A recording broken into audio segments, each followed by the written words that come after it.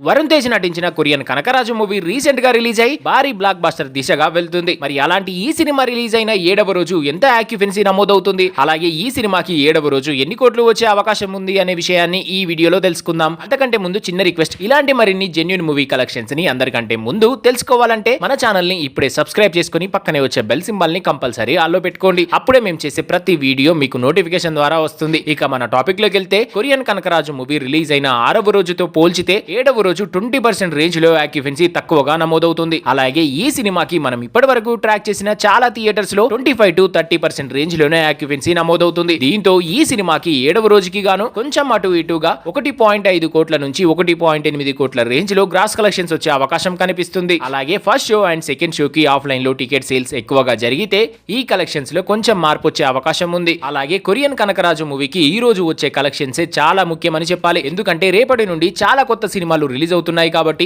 ఈ సినిమాకి చాలా వరకు రెస్పాన్స్ తగ్గిపోయే అవకాశం ఉంది. సో ఫ్రెండ్స్, మీరు ఈ సినిమాని చూస్తే ఎలా అనిపించిందో కామెంట్ చేయండి. అలాగే మన ఛానల్ ని ఇప్పుడే సబ్స్క్రైబ్ చేసుకోండి. Thanks for watching.